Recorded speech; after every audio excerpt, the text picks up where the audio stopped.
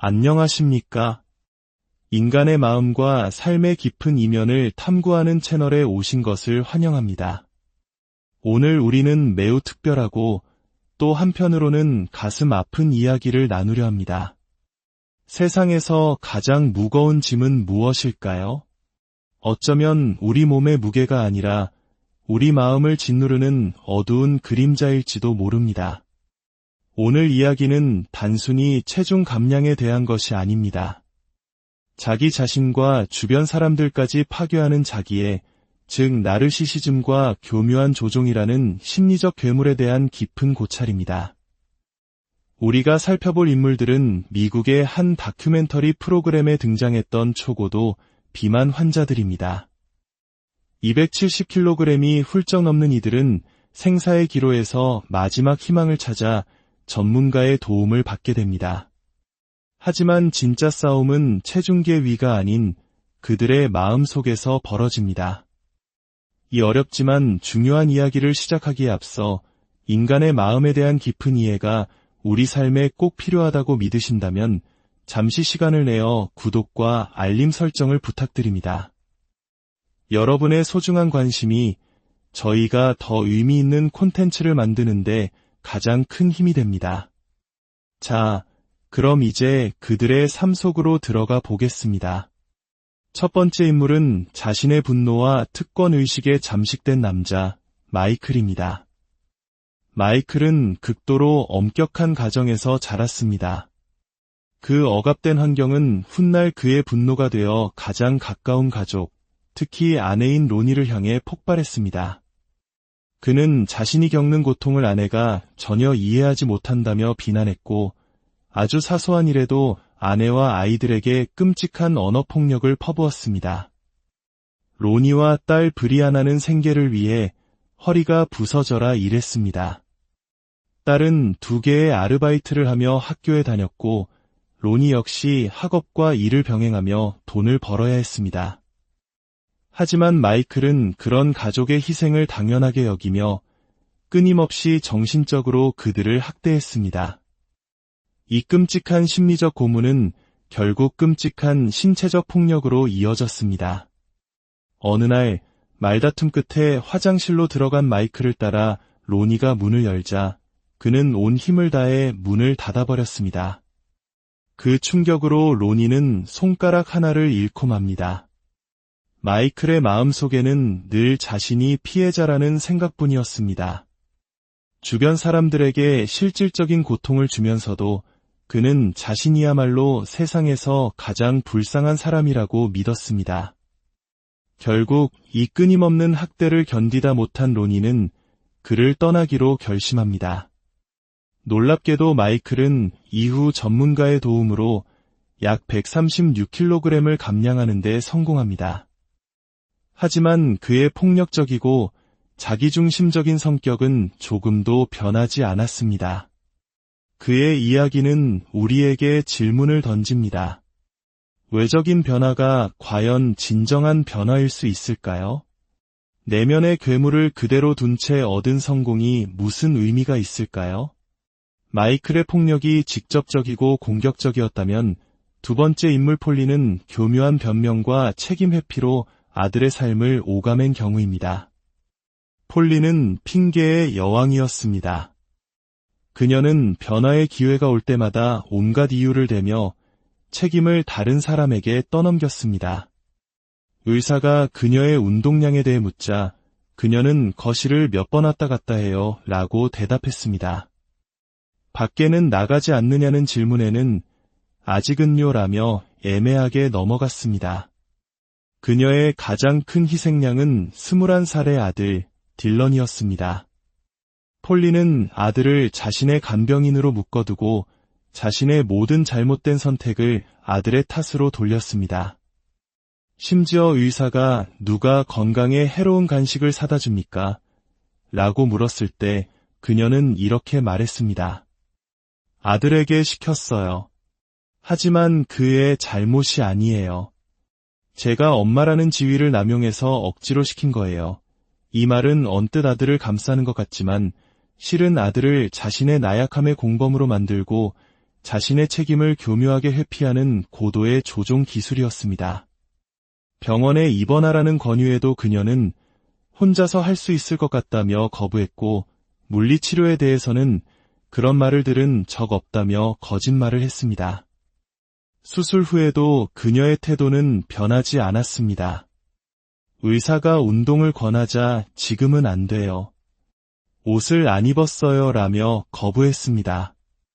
심지어 걸을 수 있음에도 불구하고 조금만 걸으면 어지럽다는 핑계를 대며 전동 휠체어에만 의지했습니다. 폴린의 모습은 우리 주변에서도 종종 볼 수 있는 유형의 사람들을 떠올리게 합니다. 어떤 논리적인 말을 해도 자신만의 세계에 갇혀 절대 변하지 않는 사람들 말입니다. 그들은 책임을 회피하고 끝없는 변명을 늘어놓음으로써 결국 자신을 돕고자 하는 사람들마저 지치게 만듭니다. 세 번째 인물, 리의 이야기는 더욱 충격적입니다. 그는 연인 레나의 헌신적인 돌봄에 기생하며 그녀를 감정적, 신체적으로 학대한 인물입니다. 약 295kg의 거구였던 리는 혼자서는 아무것도 할 수 없었습니다. 목욕, 식사, 용변 처리까지 모든 것을 연인 레나에게 의존했습니다. 하지만 그는 레나의 지칠 줄 모르는 헌신의 감사 대신 끔찍한 독설과 폭력으로 보답했습니다. 수술 후 리는 의사의 식단을 따르는 척했지만 뒤에서는 몰래 다른 음식을 먹었습니다. 더욱 경악스러운 것은 그가 레나의 체중 감량 수술을 방해하기 시작했다는 점입니다. 그는 레나가 건강해져서 자신을 돌보지 않고 떠날까 봐 두려웠던 것입니다. 이는 상대방의 성공을 질투하고 자신의 통제하에 두려는 나르시시스트의 전형적인 특징입니다. 그의 조종은 곧 노골적인 언어폭력으로 그리고 결국 신체적 폭력으로까지 번졌습니다. 상담 중에 그는 자신이 레나를 몇 차례 때렸다는 사실을 아무렇지 않게 인정했습니다. 심지어 어느 날 밤 분노에 차 부엌의 물건들을 부수다가 우연히 레나의 머리를 쳐서 머리가 찢어지는 상처를 입혔다고 변명했습니다. 그 순간에도 그는 자신의 행동에 대한 책임을 회피했습니다. 카메라가 꺼진 후에도 그의 배신은 계속되었습니다. 그는 레나를 속이고 다른 유부녀와 바람을 피운 사실이 발각되면서 그의 파렴치한 행동은 만천하에 드러났습니다. 리의 이야기는 우리에게 건강하지 못한 관계가 한 사람의 영혼을 얼마나 파괴할 수 있는지 똑똑히 보여줍니다. 다음은 자신의 무력함을 가장 강력한 무기로 사용했던 여성, 페니의 이야기입니다. 침대에 누워 산소 호흡기에 의존하는 페니는 자신의 무력함을 이용해 남편 에드가와 아들 리암을 조종했습니다. 그녀는 도움을 받는 입장이었지만 실제로는 가족을 지배하는 여왕이었습니다. 그녀의 진짜 모습은 의사가 엄격한 식단을 처방했을 때 드러나기 시작했습니다. 생명을 구하는 수술을 받고 나서도 그녀는 간호사들에게 몰래 음식을 가져다 달라고 부탁하며 모든 노력을 수포로 돌렸습니다. 의사는 병원에서 주는 식단만 먹는다면 살이 빠지지 않을 이유가 없다. 분명 누군가 몰래 음식을 주고 있는 것이라며 분노했습니다. 페니는 또한 정보를 교묘하게 왜곡하는 데 능했습니다. 아무도 나에게 식단 계획을 준 적이 없다고 거짓말을 했고 일어서거나 걷기를 거부하며 자신의 상태를 과장했습니다. 가장 놀라운 것은 산소 호흡기에 대한 그녀의 집착이었습니다. 검사 결과 그녀는 의학적으로 산소 호흡기가 전혀 필요 없는 상태였습니다. 의사가 당신의 산소 포화도는 나보다도 높은데 왜 산소 호흡기가 필요합니까? 라고 묻자 그녀는 의학적인 이유는 모르지만 20분만 없어도 손가락과 입술이 파래져요 라며 불편함을 호소했습니다. 그녀는 남편 에드가를 조종해 감자칩, 탄산음료, 케이크 믹스 같은 정크푸드를 사오게 했습니다. 남편은 아내의 간병인이 되면서 직업을 잃고 오직 페니의 장애 수당에 의존해 살아야 했습니다. 페니는 피해자인 척하는 것을 즐겼고 장애인으로 사는 편안함에 안주했습니다. 그녀는 약속을 어기고 침대에서 나오기를 거부하며 병원에 갈 때마다 구급차를 부르는 등 모든 책임을 회피했습니다. 페니의 이야기는 수동적 공격성과 자기 연민이 얼마나 파괴적인 무기가 될 수 있는지를 보여주는 가장 극단적인 사례입니다. 마지막 인물은 망상에 사로잡혀 현실을 부정하고 결국 모든 것을 포기한 안젤라입니다.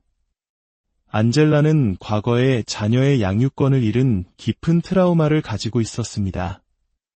그녀는 자신의 체중 증가 원인을 림프 부종과 거동의 불편함 탓으로 돌렸습니다. 하지만 그녀의 진짜 문제는 끝없는 변명과 약속 불이행이었습니다. 그녀는 병원 방문을 계속 미루었고 그 이유를 가족들이 내가 가는 걸 원하지 않기 때문이라고 둘러댔습니다. 가족들이 자신을 너무 사랑해서 그렇다는 망상에 빠진 것입니다. 그녀는 의사에게 전화를 걸어 이제 벤에 탈 수 있고 더 이상 침대에만 누워있지 않아요. 매일 밖에 나가서 걸어요 라며 마치 큰 진전이 있는 것처럼 거짓말을 했습니다. 결국 의사는 그녀에게 냉혹한 현실을 직시하게 했습니다. 안젤라, 당신은 내가 생각했던 것보다 훨씬 더 심각한 망상에 빠져 있군요. 이 프로그램과 나를 조종할 수 있다고 생각한다면 큰 착각입니다. 당신은 특별하지 않아요. 이 말을 들은 안젤라는 결국 프로그램을 포기하고 집으로 돌아가 버렸습니다. 그녀는 현실을 마주하는 대신 자신만의 망상 속으로 도망치는 길을 택한 것입니다. 그녀의 이야기는 수많은 사람들이 도움의 손길을 간절히 원하고 있음에도 불구하고 정작 기회를 얻은 사람이 그 기회를 어떻게 낭비할 수 있는지를 보여주며 깊은 안타까움을 남깁니다. 오늘 우리가 살펴본 5명의 이야기. 그들은 모두 다른 삶을 살았지만 한 가지 공통점을 가지고 있습니다. 그들의 삶을 무너뜨린 것은 단순히 몸의 무게가 아니었습니다.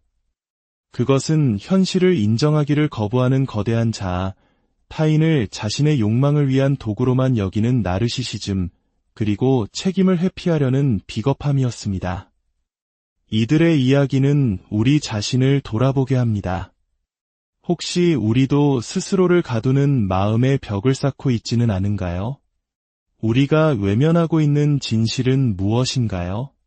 진정한 변화는 체중계의 숫자가 아니라 거울 속 자신의 눈을 똑바로 바라보고 내면의 문제를 정직하게 마주하는 데서 시작된다는 것을 이들의 삶이 우리에게 가르쳐주고 있습니다.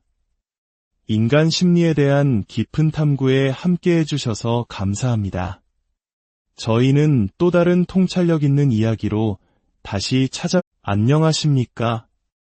인간의 마음과 삶의 깊은 이면을 탐구하는 채널에 오신 것을 환영합니다. 오늘 우리는 매우 특별하고 또 한편으로는 가슴 아픈 이야기를 나누려 합니다. 세상에서 가장 무거운 짐은 무엇일까요? 어쩌면 우리 몸의 무게가 아니라 우리 마음을 짓누르는 어두운 그림자일지도 모릅니다. 오늘 이야기는 단순히 체중 감량에 대한 것이 아닙니다. 자기 자신과 주변 사람들까지 파괴하는 자기애, 즉 나르시시즘과 교묘한 조종이라는 심리적 괴물에 대한 깊은 고찰입니다. 우리가 살펴볼 인물들은 미국의 한 다큐멘터리 프로그램에 등장했던 초고도 비만 환자들입니다. 270kg이 훌쩍 넘는 이들은 생사의 기로에서 마지막 희망을 찾아 전문가의 도움을 받게 됩니다. 하지만 진짜 싸움은 체중계 위가 아닌 그들의 마음 속에서 벌어집니다. 이 어렵지만 중요한 이야기를 시작하기에 앞서 인간의 마음에 대한 깊은 이해가 우리 삶에 꼭 필요하다고 믿으신다면 잠시 시간을 내어 구독과 알림 설정을 부탁드립니다. 여러분의 소중한 관심이 저희가 더 의미 있는 콘텐츠를 만드는데 가장 큰 힘이 됩니다. 자, 그럼 이제 그들의 삶 속으로 들어가 보겠습니다. 첫 번째 인물은 자신의 분노와 특권의식에 잠식된 남자, 마이클입니다. 마이클은 극도로 엄격한 가정에서 자랐습니다. 그 억압된 환경은 훗날 그의 분노가 되어 가장 가까운 가족, 특히 아내인 로니를 향해 폭발했습니다.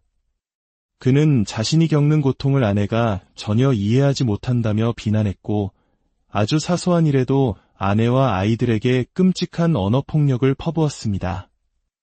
로니와 딸 브리아나는 생계를 위해 허리가 부서져라 일했습니다. 딸은 2개의 아르바이트를 하며 학교에 다녔고, 로니 역시 학업과 일을 병행하며 돈을 벌어야 했습니다. 하지만 마이클은 그런 가족의 희생을 당연하게 여기며 끊임없이 정신적으로 그들을 학대했습니다.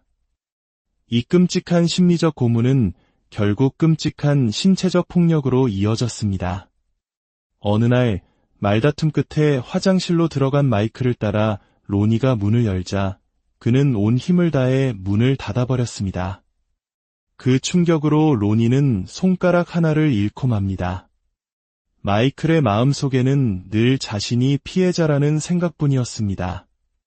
주변 사람들에게 실질적인 고통을 주면서도 그는 자신이야말로 세상에서 가장 불쌍한 사람이라고 믿었습니다.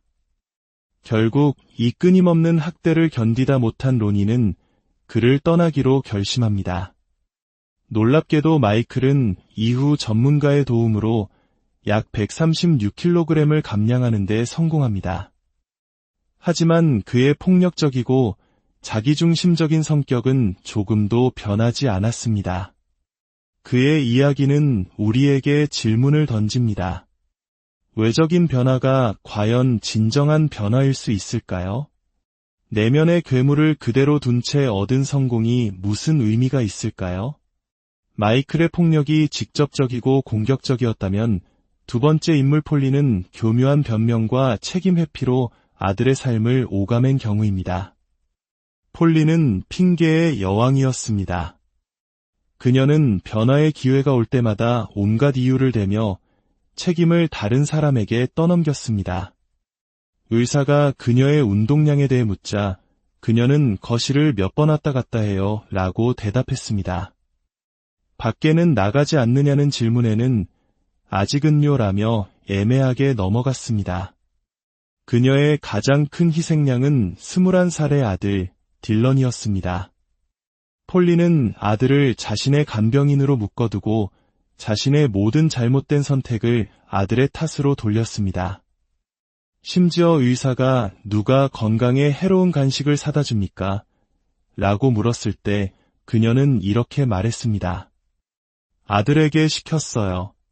하지만 그의 잘못이 아니에요. 제가 엄마라는 지위를 남용해서 억지로 시킨 거예요. 이 말은 언뜻 아들을 감싸는 것 같지만 실은 아들을 자신의 나약함의 공범으로 만들고 자신의 책임을 교묘하게 회피하는 고도의 조종 기술이었습니다.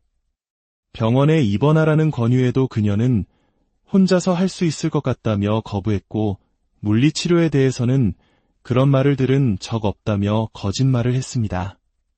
수술 후에도 그녀의 태도는 변하지 않았습니다. 의사가 운동을 권하자 지금은 안 돼요. 옷을 안 입었어요 라며 거부했습니다. 심지어 걸을 수 있음에도 불구하고 조금만 걸으면 어지럽다는 핑계를 대며 전동 휠체어에만 의지했습니다. 폴린의 모습은 우리 주변에서도 종종 볼 수 있는 유형의 사람들을 떠올리게 합니다. 어떤 논리적인 말을 해도 자신만의 세계에 갇혀 절대 변하지 않는 사람들 말입니다. 그들은 책임을 회피하고 끝없는 변명을 늘어놓음으로써 결국 자신을 돕고자 하는 사람들마저 지치게 만듭니다. 세 번째 인물, 리의 이야기는 더욱 충격적입니다. 그는 연인 레나의 헌신적인 돌봄에 기생하며 그녀를 감정적, 신체적으로 학대한 인물입니다. 약 295kg의 거구였던 리는 혼자서는 아무것도 할 수 없었습니다. 목욕, 식사, 용변 처리까지 모든 것을 연인 레나에게 의존했습니다. 하지만 그는 레나의 지칠 줄 모르는 헌신의 감사 대신 끔찍한 독설과 폭력으로 보답했습니다. 수술 후 리는 의사의 식단을 따르는 척했지만 뒤에서는 몰래 다른 음식을 먹었습니다. 더욱 경악스러운 것은 그가 레나의 체중 감량 수술을 방해하기 시작했다는 점입니다. 그는 레나가 건강해져서 자신을 돌보지 않고 떠날까 봐 두려웠던 것입니다. 이는 상대방의 성공을 질투하고 자신의 통제하에 두려는 나르시시스트의 전형적인 특징입니다. 그의 조종은 곧 노골적인 언어폭력으로 그리고 결국 신체적 폭력으로까지 번졌습니다. 상담 중에 그는 자신이 레나를 몇 차례 때렸다는 사실을 아무렇지 않게 인정했습니다. 심지어 어느 날 밤 분노에 차 부엌의 물건들을 부수다가 우연히 레나의 머리를 쳐서 머리가 찢어지는 상처를 입혔다고 변명했습니다. 그 순간에도 그는 자신의 행동에 대한 책임을 회피했습니다. 카메라가 꺼진 후에도 그의 배신은 계속되었습니다. 그는 레나를 속이고 다른 유부녀와 바람을 피운 사실이 발각되면서 그의 파렴치한 행동은 만천하에 드러났습니다. 리의 이야기는 우리에게 건강하지 못한 관계가 한 사람의 영혼을 얼마나 파괴할 수 있는지 똑똑히 보여줍니다. 다음은 자신의 무력함을 가장 강력한 무기로 사용했던 여성, 페니의 이야기입니다. 침대에 누워 산소 호흡기에 의존하는 페니는 자신의 무력함을 이용해 남편 에드가와 아들 리암을 조종했습니다. 그녀는 도움을 받는 입장이었지만 실제로는 가족을 지배하는 여왕이었습니다. 그녀의 진짜 모습은 의사가 엄격한 식단을 처방했을 때 드러나기 시작했습니다. 생명을 구하는 수술을 받고 나서도 그녀는 간호사들에게 몰래 음식을 가져다 달라고 부탁하며 모든 노력을 수포로 돌렸습니다. 의사는 병원에서 주는 식단만 먹는다면 살이 빠지지 않을 이유가 없다. 분명 누군가 몰래 음식을 주고 있는 것이라며 분노했습니다. 페니는 또한 정보를 교묘하게 왜곡하는 데 능했습니다. 아무도 나에게 식단 계획을 준 적이 없다고 거짓말을 했고 일어서거나 걷기를 거부하며 자신의 상태를 과장했습니다. 가장 놀라운 것은 산소 호흡기에 대한 그녀의 집착이었습니다. 검사 결과 그녀는 의학적으로 산소 호흡기가 전혀 필요 없는 상태였습니다. 의사가 당신의 산소 포화도는 나보다도 높은데 왜 산소 호흡기가 필요합니까? 라고 묻자 그녀는 의학적인 이유는 모르지만 20분만 없어도 손가락과 입술이 파래져요 라며 불편함을 호소했습니다. 그녀는 남편 에드가를 조종해 감자칩, 탄산음료, 케이크 믹스 같은 정크푸드를 사오게 했습니다. 남편은 아내의 간병인이 되면서 직업을 잃고 오직 페니의 장애 수당에 의존해 살아야 했습니다. 페니는 피해자인 척하는 것을 즐겼고 장애인으로 사는 편안함에 안주했습니다. 그녀는 약속을 어기고 침대에서 나오기를 거부하며 병원에 갈 때마다 구급차를 부르는 등 모든 책임을 회피했습니다. 페니의 이야기는 수동적 공격성과 자기 연민이 얼마나 파괴적인 무기가 될 수 있는지를 보여주는 가장 극단적인 사례입니다. 마지막 인물은 망상에 사로잡혀 현실을 부정하고 결국 모든 것을 포기한 안젤라입니다. 안젤라는 과거에 자녀의 양육권을 잃은 깊은 트라우마를 가지고 있었습니다. 그녀는 자신의 체중 증가 원인을 림프 부종과 거동의 불편함 탓으로 돌렸습니다. 하지만 그녀의 진짜 문제는 끝없는 변명과 약속 불이행이었습니다. 그녀는 병원 방문을 계속 미루었고 그 이유를 가족들이 내가 가는 걸 원하지 않기 때문이라고 둘러댔습니다. 가족들이 자신을 너무 사랑해서 그렇다는 망상에 빠진 것입니다. 그녀는 의사에게 전화를 걸어 이제 벤에 탈 수 있고 더 이상 침대에만 누워있지 않아요. 매일 밖에 나가서 걸어요 라며 마치 큰 진전이 있는 것처럼 거짓말을 했습니다. 결국 의사는 그녀에게 냉혹한 현실을 직시하게 했습니다. 안젤라, 당신은 내가 생각했던 것보다 훨씬 더 심각한 망상에 빠져 있군요. 이 프로그램과 나를 조종할 수 있다고 생각한다면 큰 착각입니다. 당신은 특별하지 않아요. 이 말을 들은 안젤라는 결국 프로그램을 포기하고 집으로 돌아가 버렸습니다. 그녀는 현실을 마주하는 대신 자신만의 망상 속으로 도망치는 길을 택한 것입니다. 그녀의 이야기는 수많은 사람들이 도움의 손길을 간절히 원하고 있음에도 불구하고 정작 기회를 얻은 사람이 그 기회를 어떻게 낭비할 수 있는지를 보여주며 깊은 안타까움을 남깁니다. 오늘 우리가 살펴본 5명의 이야기.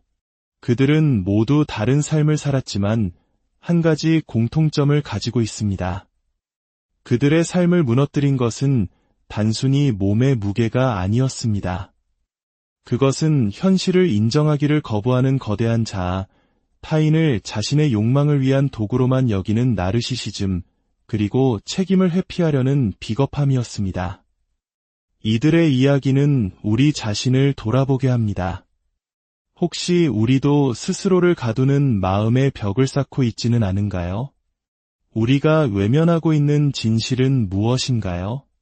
진정한 변화는 체중계의 숫자가 아니라 거울 속 자신의 눈을 똑바로 바라보고 내면의 문제를 정직하게 마주하는 데서 시작된다는 것을 이들의 삶이 우리에게 가르쳐주고 있습니다.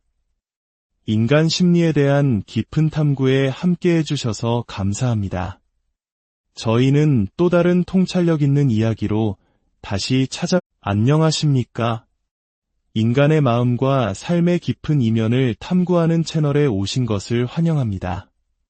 오늘 우리는 매우 특별하고 또 한편으로는 가슴 아픈 이야기를 나누려 합니다. 세상에서 가장 무거운 짐은 무엇일까요? 어쩌면 우리 몸의 무게가 아니라 우리 마음을 짓누르는 어두운 그림자일지도 모릅니다. 오늘 이야기는 단순히 체중 감량에 대한 것이 아닙니다. 자기 자신과 주변 사람들까지 파괴하는 자기애, 즉 나르시시즘과 교묘한 조종이라는 심리적 괴물에 대한 깊은 고찰입니다. 우리가 살펴볼 인물들은 미국의 한 다큐멘터리 프로그램에 등장했던 초고도 비만 환자들입니다. 270kg이 훌쩍 넘는 이들은 생사의 기로에서 마지막 희망을 찾아 전문가의 도움을 받게 됩니다. 하지만 진짜 싸움은 체중계 위가 아닌 그들의 마음 속에서 벌어집니다. 이 어렵지만 중요한 이야기를 시작하기에 앞서 인간의 마음에 대한 깊은 이해가 우리 삶에 꼭 필요하다고 믿으신다면 잠시 시간을 내어 구독과 알림 설정을 부탁드립니다. 여러분의 소중한 관심이 저희가 더 의미 있는 콘텐츠를 만드는데 가장 큰 힘이 됩니다. 자, 그럼 이제 그들의 삶 속으로 들어가 보겠습니다.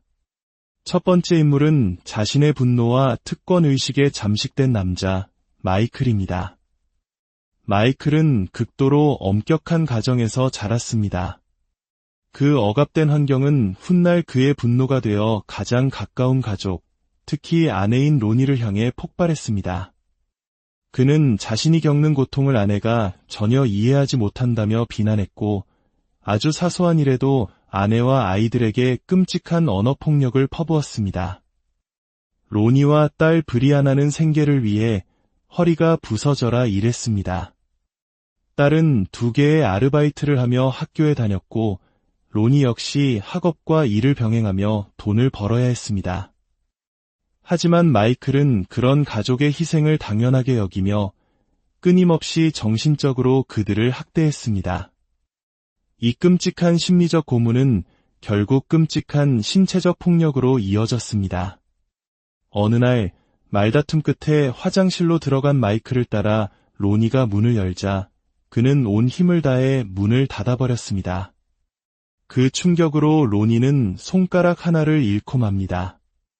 마이클의 마음속에는 늘 자신이 피해자라는 생각뿐이었습니다. 주변 사람들에게 실질적인 고통을 주면서도 그는 자신이야말로 세상에서 가장 불쌍한 사람이라고 믿었습니다. 결국 이 끊임없는 학대를 견디다 못한 로니는 그를 떠나기로 결심합니다. 놀랍게도 마이클은 이후 전문가의 도움으로 약 136kg을 감량하는 데 성공합니다. 하지만 그의 폭력적이고 자기중심적인 성격은 조금도 변하지 않았습니다. 그의 이야기는 우리에게 질문을 던집니다. 외적인 변화가 과연 진정한 변화일 수 있을까요? 내면의 괴물을 그대로 둔 채 얻은 성공이 무슨 의미가 있을까요? 마이클의 폭력이 직접적이고 공격적이었다면 두 번째 인물 폴리는 교묘한 변명과 책임 회피로 아들의 삶을 오가맨 경우입니다. 폴리는 핑계의 여왕이었습니다.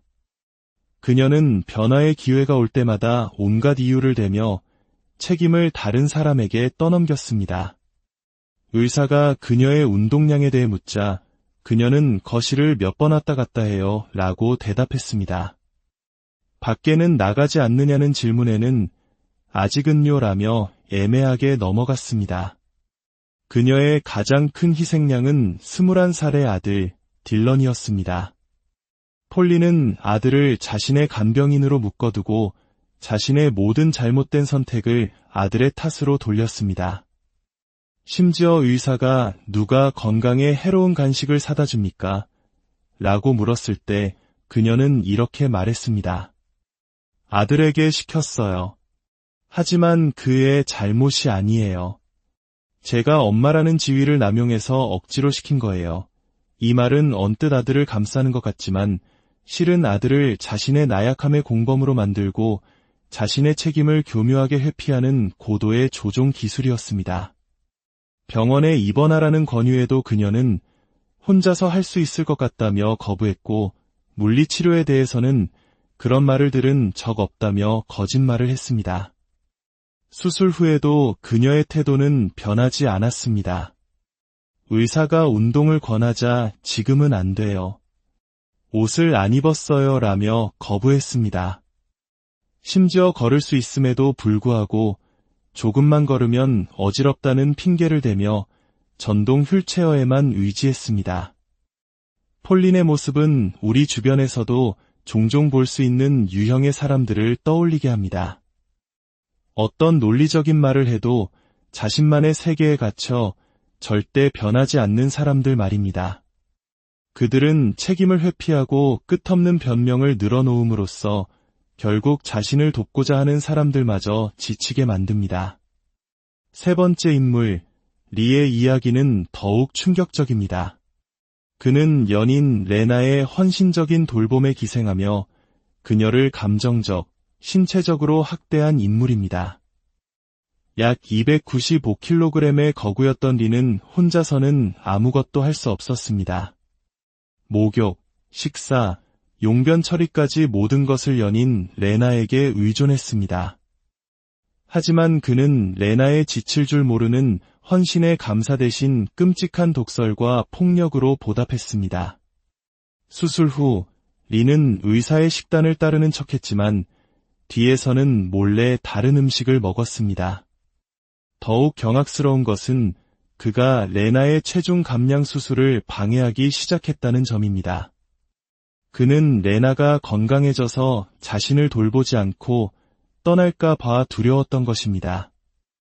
이는 상대방의 성공을 질투하고 자신의 통제하에 두려는 나르시시스트의 전형적인 특징입니다.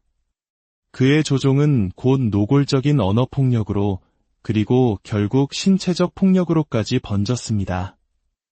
상담 중에 그는 자신이 레나를 몇 차례 때렸다는 사실을 아무렇지 않게 인정했습니다. 심지어 어느 날 밤 분노에 차 부엌의 물건들을 부수다가 우연히 레나의 머리를 쳐서 머리가 찢어지는 상처를 입혔다고 변명했습니다. 그 순간에도 그는 자신의 행동에 대한 책임을 회피했습니다. 카메라가 꺼진 후에도 그의 배신은 계속되었습니다. 그는 레나를 속이고 다른 유부녀와 바람을 피운 사실이 발각되면서 그의 파렴치한 행동은 만천하에 드러났습니다. 리의 이야기는 우리에게 건강하지 못한 관계가 한 사람의 영혼을 얼마나 파괴할 수 있는지 똑똑히 보여줍니다. 다음은 자신의 무력함을 가장 강력한 무기로 사용했던 여성, 페니의 이야기입니다. 침대에 누워 산소 호흡기에 의존하는 페니는 자신의 무력함을 이용해 남편 에드가와 아들 리암을 조종했습니다. 그녀는 도움을 받는 입장이었지만 실제로는 가족을 지배하는 여왕이었습니다. 그녀의 진짜 모습은 의사가 엄격한 식단을 처방했을 때 드러나기 시작했습니다. 생명을 구하는 수술을 받고 나서도 그녀는 간호사들에게 몰래 음식을 가져다 달라고 부탁하며 모든 노력을 수포로 돌렸습니다. 의사는 병원에서 주는 식단만 먹는다면 살이 빠지지 않을 이유가 없다. 분명 누군가 몰래 음식을 주고 있는 것이라며 분노했습니다. 페니는 또한 정보를 교묘하게 왜곡하는 데 능했습니다. 아무도 나에게 식단 계획을 준 적이 없다고 거짓말을 했고 일어서거나 걷기를 거부하며 자신의 상태를 과장했습니다. 가장 놀라운 것은 산소 호흡기에 대한 그녀의 집착이었습니다. 검사 결과 그녀는 의학적으로 산소 호흡기가 전혀 필요 없는 상태였습니다. 의사가 당신의 산소 포화도는 나보다도 높은데 왜 산소 호흡기가 필요합니까? 라고 묻자 그녀는 의학적인 이유는 모르지만 20분만 없어도 손가락과 입술이 파래져요 라며 불편함을 호소했습니다. 그녀는 남편 에드가를 조종해 감자칩, 탄산음료, 케이크 믹스 같은 정크푸드를 사오게 했습니다. 남편은 아내의 간병인이 되면서 직업을 잃고 오직 페니의 장애 수당에 의존해 살아야 했습니다. 페니는 피해자인 척하는 것을 즐겼고 장애인으로 사는 편안함에 안주했습니다. 그녀는 약속을 어기고 침대에서 나오기를 거부하며 병원에 갈 때마다 구급차를 부르는 등 모든 책임을 회피했습니다. 페니의 이야기는 수동적 공격성과 자기 연민이 얼마나 파괴적인 무기가 될 수 있는지를 보여주는 가장 극단적인 사례입니다. 마지막 인물은 망상에 사로잡혀 현실을 부정하고 결국 모든 것을 포기한 안젤라입니다. 안젤라는 과거에 자녀의 양육권을 잃은 깊은 트라우마를 가지고 있었습니다. 그녀는 자신의 체중 증가 원인을 림프 부종과 거동의 불편함 탓으로 돌렸습니다.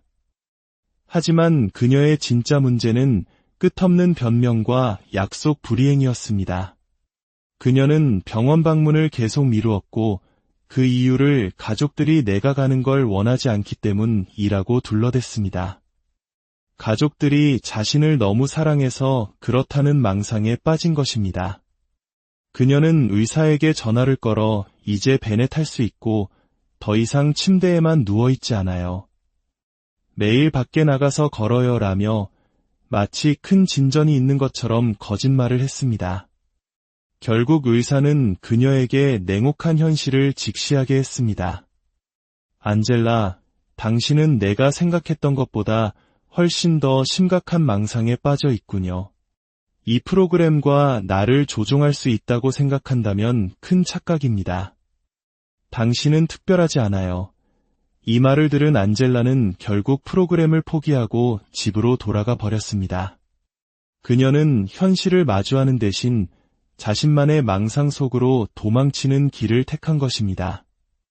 그녀의 이야기는 수많은 사람들이 도움의 손길을 간절히 원하고 있음에도 불구하고 정작 기회를 얻은 사람이 그 기회를 어떻게 낭비할 수 있는지를 보여주며 깊은 안타까움을 남깁니다. 오늘 우리가 살펴본 5명의 이야기. 그들은 모두 다른 삶을 살았지만 한 가지 공통점을 가지고 있습니다. 그들의 삶을 무너뜨린 것은 단순히 몸의 무게가 아니었습니다.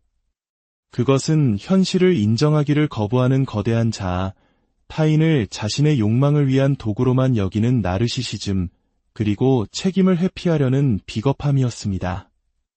이들의 이야기는 우리 자신을 돌아보게 합니다. 혹시 우리도 스스로를 가두는 마음의 벽을 쌓고 있지는 않은가요? 우리가 외면하고 있는 진실은 무엇인가요? 진정한 변화는 체중계의 숫자가 아니라 거울 속 자신의 눈을 똑바로 바라보고 내면의 문제를 정직하게 마주하는 데서 시작된다는 것을 이들의 삶이 우리에게 가르쳐주고 있습니다. 인간 심리에 대한 깊은 탐구에 함께해 주셔서 감사합니다. 저희는 또 다른 통찰력 있는 이야기로 다시 안녕하십니까? 인간의 마음과 삶의 깊은 이면을 탐구하는 채널에 오신 것을 환영합니다. 오늘 우리는 매우 특별하고 또 한편으로는 가슴 아픈 이야기를 나누려 합니다. 세상에서 가장 무거운 짐은 무엇일까요? 어쩌면 우리 몸의 무게가 아니라 우리 마음을 짓누르는 어두운 그림자일지도 모릅니다. 오늘 이야기는 단순히 체중 감량에 대한 것이 아닙니다. 자기 자신과 주변 사람들까지 파괴하는 자기애, 즉 나르시시즘과 교묘한 조종이라는 심리적 괴물에 대한 깊은 고찰입니다. 우리가 살펴볼 인물들은 미국의 한 다큐멘터리 프로그램에 등장했던 초고도 비만 환자들입니다. 270kg이 훌쩍 넘는 이들은 생사의 기로에서 마지막 희망을 찾아 전문가의 도움을 받게 됩니다. 하지만 진짜 싸움은 체중계 위가 아닌 그들의 마음 속에서 벌어집니다. 이 어렵지만 중요한 이야기를 시작하기에 앞서 인간의 마음에 대한 깊은 이해가 우리 삶에 꼭 필요하다고 믿으신다면 잠시 시간을 내어 구독과 알림 설정을 부탁드립니다. 여러분의 소중한 관심이 저희가 더 의미 있는 콘텐츠를 만드는데 가장 큰 힘이 됩니다. 자, 그럼 이제 그들의 삶 속으로 들어가 보겠습니다. 첫 번째 인물은 자신의 분노와 특권의식에 잠식된 남자, 마이클입니다. 마이클은 극도로 엄격한 가정에서 자랐습니다. 그 억압된 환경은 훗날 그의 분노가 되어 가장 가까운 가족, 특히 아내인 로니를 향해 폭발했습니다. 그는 자신이 겪는 고통을 아내가 전혀 이해하지 못한다며 비난했고 아주 사소한 일에도 아내와 아이들에게 끔찍한 언어폭력을 퍼부었습니다. 로니와 딸 브리아나는 생계를 위해 허리가 부서져라 일했습니다. 딸은 2개의 아르바이트를 하며 학교에 다녔고 로니 역시 학업과 일을 병행하며 돈을 벌어야 했습니다. 하지만 마이클은 그런 가족의 희생을 당연하게 여기며 끊임없이 정신적으로 그들을 학대했습니다. 이 끔찍한 심리적 고문은 결국 끔찍한 신체적 폭력으로 이어졌습니다. 어느 날 말다툼 끝에 화장실로 들어간 마이클을 따라 로니가 문을 열자 그는 온 힘을 다해 문을 닫아버렸습니다. 그 충격으로 로니는 손가락 하나를 잃고 맙니다. 마이클의 마음속에는 늘 자신이 피해자라는 생각뿐이었습니다. 주변 사람들에게 실질적인 고통을 주면서도 그는 자신이야말로 세상에서 가장 불쌍한 사람이라고 믿었습니다. 결국 이 끊임없는 학대를 견디다 못한 로니는 그를 떠나기로 결심합니다. 놀랍게도 마이클은 이후 전문가의 도움으로 약 136kg을 감량하는 데 성공합니다. 하지만 그의 폭력적이고 자기중심적인 성격은 조금도 변하지 않았습니다. 그의 이야기는 우리에게 질문을 던집니다. 외적인 변화가 과연 진정한 변화일 수 있을까요? 내면의 괴물을 그대로 둔 채 얻은 성공이 무슨 의미가 있을까요? 마이클의 폭력이 직접적이고 공격적이었다면 두 번째 인물 폴리는 교묘한 변명과 책임 회피로 아들의 삶을 오가맨 경우입니다. 폴리는 핑계의 여왕이었습니다. 그녀는 변화의 기회가 올 때마다 온갖 이유를 대며 책임을 다른 사람에게 떠넘겼습니다. 의사가 그녀의 운동량에 대해 묻자 그녀는 거실을 몇 번 왔다 갔다 해요 라고 대답했습니다. 밖에는 나가지 않느냐는 질문에는 아직은요 라며 애매하게 넘어갔습니다. 그녀의 가장 큰 희생양은 21살의 아들 딜런이었습니다. 폴리는 아들을 자신의 간병인으로 묶어두고 자신의 모든 잘못된 선택을 아들의 탓으로 돌렸습니다. 심지어 의사가 누가 건강에 해로운 간식을 사다 줍니까? 라고 물었을 때 그녀는 이렇게 말했습니다.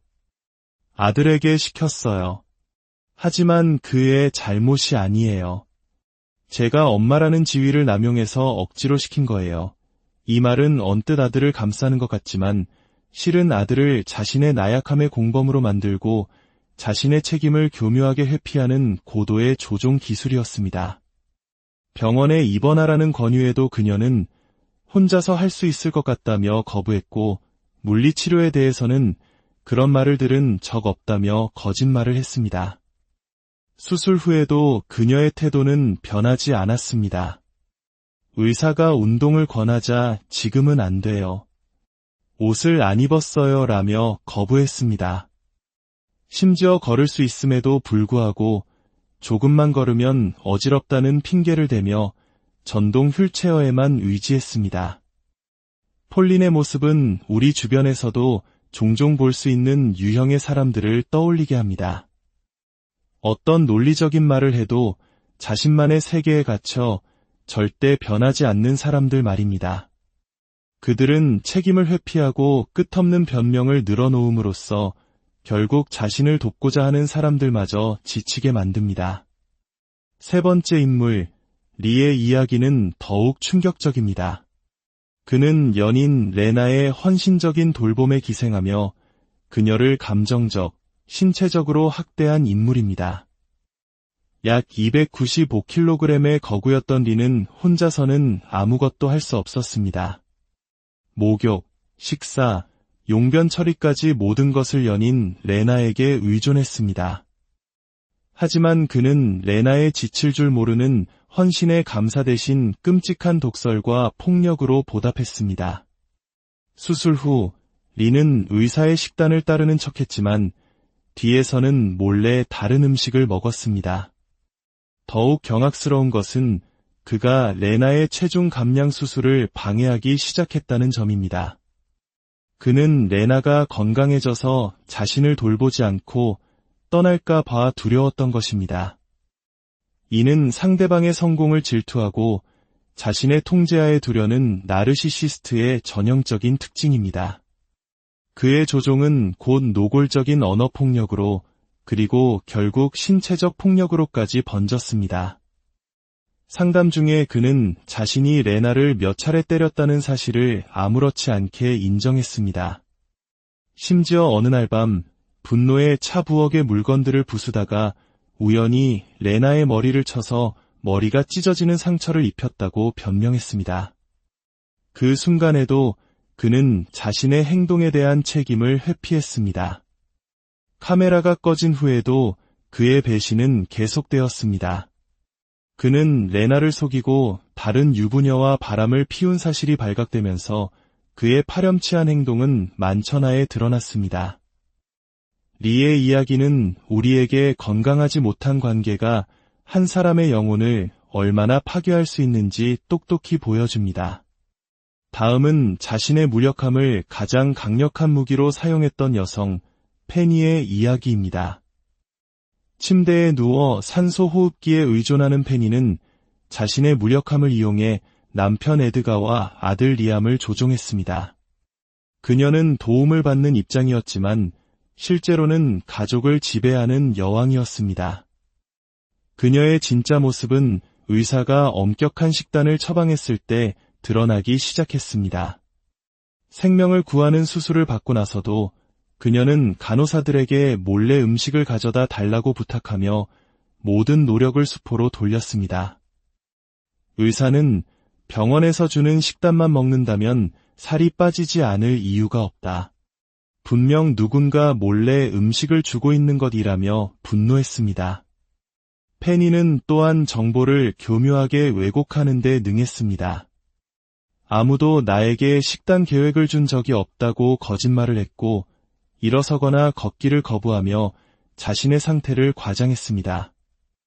가장 놀라운 것은 산소 호흡기에 대한 그녀의 집착이었습니다. 검사 결과 그녀는 의학적으로 산소 호흡기가 전혀 필요 없는 상태였습니다.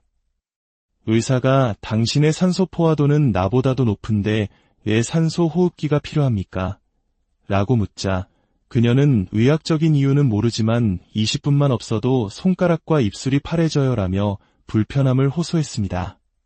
그녀는 남편 에드가를 조종해 감자칩, 탄산음료, 케이크 믹스 같은 정크푸드를 사오게 했습니다.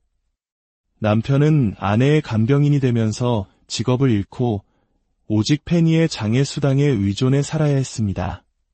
페니는 피해자인 척하는 것을 즐겼고 장애인으로 사는 편안함에 안주했습니다.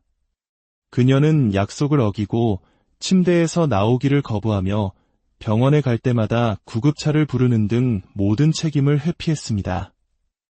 페니의 이야기는 수동적 공격성과 자기 연민이 얼마나 파괴적인 무기가 될 수 있는지를 보여주는 가장 극단적인 사례입니다. 마지막 인물은 망상에 사로잡혀 현실을 부정하고 결국 모든 것을 포기한 안젤라입니다. 안젤라는 과거에 자녀의 양육권을 잃은 깊은 트라우마를 가지고 있었습니다. 그녀는 자신의 체중 증가 원인을 림프 부종과 거동의 불편함 탓으로 돌렸습니다. 하지만 그녀의 진짜 문제는 끝없는 변명과 약속 불이행이었습니다. 그녀는 병원 방문을 계속 미루었고 그 이유를 가족들이 내가 가는 걸 원하지 않기 때문이라고 둘러댔습니다. 가족들이 자신을 너무 사랑해서 그렇다는 망상에 빠진 것입니다. 그녀는 의사에게 전화를 걸어 이제 벤에 탈 수 있고 더 이상 침대에만 누워있지 않아요. 매일 밖에 나가서 걸어요 라며 마치 큰 진전이 있는 것처럼 거짓말을 했습니다. 결국 의사는 그녀에게 냉혹한 현실을 직시하게 했습니다. 안젤라, 당신은 내가 생각했던 것보다 훨씬 더 심각한 망상에 빠져 있군요. 이 프로그램과 나를 조종할 수 있다고 생각한다면 큰 착각입니다. 당신은 특별하지 않아요. 이 말을 들은 안젤라는 결국 프로그램을 포기하고 집으로 돌아가 버렸습니다. 그녀는 현실을 마주하는 대신 자신만의 망상 속으로 도망치는 길을 택한 것입니다. 그녀의 이야기는 수많은 사람들이 도움의 손길을 간절히 원하고 있음에도 불구하고 정작 기회를 얻은 사람이 그 기회를 어떻게 낭비할 수 있는지를 보여주며 깊은 안타까움을 남깁니다. 오늘 우리가 살펴본 5명의 이야기. 그들은 모두 다른 삶을 살았지만 한 가지 공통점을 가지고 있습니다. 그들의 삶을 무너뜨린 것은 단순히 몸의 무게가 아니었습니다. 그것은 현실을 인정하기를 거부하는 거대한 자아, 타인을 자신의 욕망을 위한 도구로만 여기는 나르시시즘, 그리고 책임을 회피하려는 비겁함이었습니다. 이들의 이야기는 우리 자신을 돌아보게 합니다. 혹시 우리도 스스로를 가두는 마음의 벽을 쌓고 있지는 않은가요? 우리가 외면하고 있는 진실은 무엇인가요? 진정한 변화는 체중계의 숫자가 아니라 거울 속 자신의 눈을 똑바로 바라보고 내면의 문제를 정직하게 마주하는 데서 시작된다는 것을 이들의 삶이 우리에게 가르쳐주고 있습니다. 인간 심리에 대한 깊은 탐구에 함께해 주셔서 감사합니다. 저희는 또 다른 통찰력 있는 이야기로 다시 안녕하십니까? 인간의 마음과 삶의 깊은 이면을 탐구하는 채널에 오신 것을 환영합니다. 오늘 우리는 매우 특별하고 또 한편으로는 가슴 아픈 이야기를 나누려 합니다. 세상에서 가장 무거운 짐은 무엇일까요? 어쩌면 우리 몸의 무게가 아니라 우리 마음을 짓누르는 어두운 그림자일지도 모릅니다. 오늘 이야기는 단순히 체중 감량에 대한 것이 아닙니다. 자기 자신과 주변 사람들까지 파괴하는 자기애, 즉 나르시시즘과 교묘한 조종이라는 심리적 괴물에 대한 깊은 고찰입니다. 우리가 살펴볼 인물들은 미국의 한 다큐멘터리 프로그램에 등장했던 초고도 비만 환자들입니다. 270kg이 훌쩍 넘는 이들은 생사의 기로에서 마지막 희망을 찾아 전문가의 도움을 받게 됩니다. 하지만 진짜 싸움은 체중계 위가 아닌 그들의 마음 속에서 벌어집니다. 이 어렵지만 중요한 이야기를 시작하기에 앞서 인간의 마음에 대한 깊은 이해가 우리 삶에 꼭 필요하다고 믿으신다면 잠시 시간을 내어 구독과 알림 설정을 부탁드립니다. 여러분의 소중한 관심이 저희가 더 의미 있는 콘텐츠를 만드는데 가장 큰 힘이 됩니다. 자, 그럼 이제 그들의 삶 속으로 들어가 보겠습니다. 첫 번째 인물은 자신의 분노와 특권의식에 잠식된 남자, 마이클입니다. 마이클은 극도로 엄격한 가정에서 자랐습니다. 그 억압된 환경은 훗날 그의 분노가 되어 가장 가까운 가족, 특히 아내인 로니를 향해 폭발했습니다. 그는 자신이 겪는 고통을 아내가 전혀 이해하지 못한다며 비난했고, 아주 사소한 일에도 아내와 아이들에게 끔찍한 언어폭력을 퍼부었습니다. 로니와 딸 브리아나는 생계를 위해 허리가 부서져라 일했습니다. 딸은 2개의 아르바이트를 하며 학교에 다녔고, 로니 역시 학업과 일을 병행하며 돈을 벌어야 했습니다. 하지만 마이클은 그런 가족의 희생을 당연하게 여기며 끊임없이 정신적으로 그들을 학대했습니다. 이 끔찍한 심리적 고문은 결국 끔찍한 신체적 폭력으로 이어졌습니다. 어느 날 말다툼 끝에 화장실로 들어간 마이클을 따라 로니가 문을 열자 그는 온 힘을 다해 문을 닫아버렸습니다. 그 충격으로 로니는 손가락 하나를 잃고 맙니다. 마이클의 마음속에는 늘 자신이 피해자라는 생각뿐이었습니다. 주변 사람들에게 실질적인 고통을 주면서도 그는 자신이야말로 세상에서 가장 불쌍한 사람이라고 믿었습니다.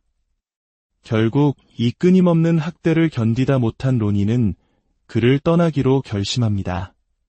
놀랍게도 마이클은 이후 전문가의 도움으로 약 136kg을 감량하는 데 성공합니다. 하지만 그의 폭력적이고 자기중심적인 성격은 조금도 변하지 않았습니다. 그의 이야기는 우리에게 질문을 던집니다. 외적인 변화가 과연 진정한 변화일 수 있을까요? 내면의 괴물을 그대로 둔 채 얻은 성공이 무슨 의미가 있을까요? 마이클의 폭력이 직접적이고 공격적이었다면 두 번째 인물 폴리는 교묘한 변명과 책임 회피로 아들의 삶을 오가맨 경우입니다. 폴리는 핑계의 여왕이었습니다. 그녀는 변화의 기회가 올 때마다 온갖 이유를 대며 책임을 다른 사람에게 떠넘겼습니다. 의사가 그녀의 운동량에 대해 묻자 그녀는 거실을 몇 번 왔다 갔다 해요 라고 대답했습니다. 밖에는 나가지 않느냐는 질문에는 아직은요 라며 애매하게 넘어갔습니다. 그녀의 가장 큰 희생양은 21살의 아들 딜런이었습니다. 폴리는 아들을 자신의 간병인으로 묶어두고 자신의 모든 잘못된 선택을 아들의 탓으로 돌렸습니다. 심지어 의사가 누가 건강에 해로운 간식을 사다 줍니까? 라고 물었을 때 그녀는 이렇게 말했습니다. 아들에게 시켰어요. 하지만 그의 잘못이 아니에요. 제가 엄마라는 지위를 남용해서 억지로 시킨 거예요. 이 말은 언뜻 아들을 감싸는 것 같지만 실은 아들을 자신의 나약함의 공범으로 만들고 자신의 책임을 교묘하게 회피하는 고도의 조종 기술이었습니다. 병원에 입원하라는 권유에도 그녀는 혼자서 할 수 있을 것 같다며 거부했고 물리치료에 대해서는 그런 말을 들은 적 없다며 거짓말을 했습니다. 수술 후에도 그녀의 태도는 변하지 않았습니다.